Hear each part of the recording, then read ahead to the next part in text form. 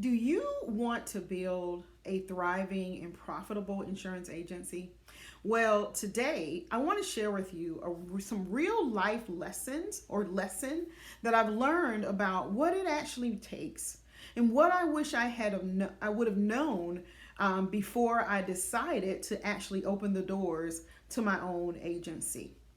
And that is life lesson is to know. KNOW.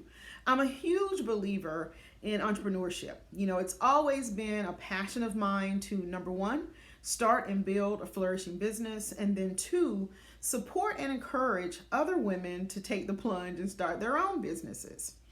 But what I found is that along the way, there are some important life lessons that we all need to, take heed to. And looking back, I would like to compare all the things that I needed to the ingredients that you might need to bake a cake. So, just like you need cake flour and sugar and eggs and milk to bake a really, delicious cake, there are certain key ingredients that you'll also need to have in your toolkit before you start your own agency.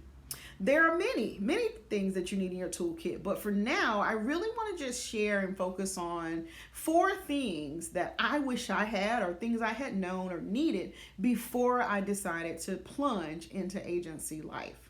All right, so number one, I really wish I had known when to ask for help. When I started in the insurance industry, and even now, it's still predominantly male driven, right? And so, because of that, many women, we felt pressure just to rely on our own resources just to get things done. And so, I want to say, don't do that. Don't try to conquer the world of agency on your own. Identify a few people that can serve as your own personal, advisory board who can help you achieve and attain the goals that you desire. Everyone needs help from time to time. And so surround yourself with a really strong support base of people who believe in you and they believe in your dreams. Number two, know that agency ownership is not the 100-yard dash. It's a marathon. It really is. When I started out, the housing market crashed 1 year after I opened my first agency. And for the next 2 years, money was tight. Home sales were in the toilet, and I had invested in a lot of training and research trying to figure out, how to really increase my revenue. And so, but the lessons that I learned during that season have served me well. And now here I am 10 plus years later, I have a company, in my opinion, that's recession proof. But most women insurance entrepreneurs, they come in and run really fast and hard from the beginning, and they set these really huge, big, hairy, audacious goals for themselves. They work tirelessly, day in and day out to the point of exhaustion. Is this familiar with anybody out there? I'm going to raise my hand. All to just find themselves burn out within the first 12 months. Now, in my own situation, it was within the first 7 months. I was already burnt out. Don't do this. Just don't do that. Instead, focus on building your agency for the long term. Choose a reputable, steady, and consistent growth over that sporadic, fluctuating, irregular growth. The insurance industry is always changing, and agency life, rarely works out as you plan. And so just remember that it's a marathon. It is not a sprint. And then number three, know that you may not get it right the first time. And this was one of the biggest lessons that I learned. One of my greatest regrets is that I really started out in agency as an information hoarder. And what I mean by that is that I would research and study and gather all these tons of information about, how to run a business, and then I would do nothing with it. It would just sit.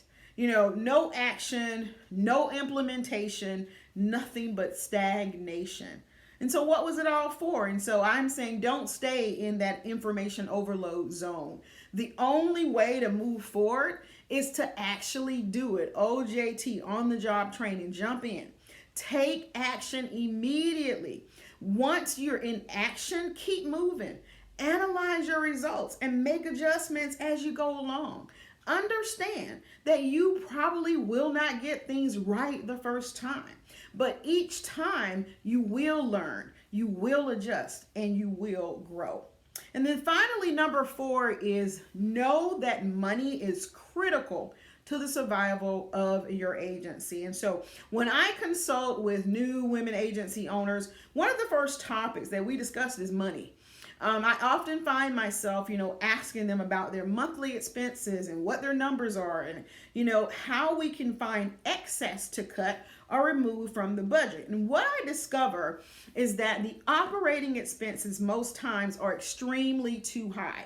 And so I highly recommend in the beginning that you really avoid any heavy overload. And so during your startup phase, you really want to look for lower than necessary rent. And right now, everyone's virtual, so you should be saving a lot of money. But including your utilities, find affordable internet and phone services, buy used office furniture, do whatever you can to keep your monthly expenses as low as possible. This will serve you well in the long run. I challenge you, as we're wrapping up, I want you to think about these questions. What is going really well in your life right now? What's not going well in your life right now? Prior to agency, think about these. What's going well? What's not going well? And what are some things that you need to change before you open the doors to your agency? So I hope that you found this really short tutorial video really helpful for you. And if you did, don't keep me a secret. Share this video with your colleagues and friends.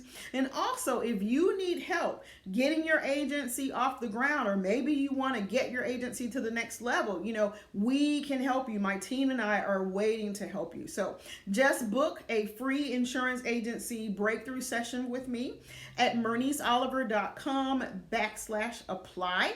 And then together, you and I will create a plan to move beyond overwhelm and create a blueprint for success for you and your agency in 2021. I will see you soon.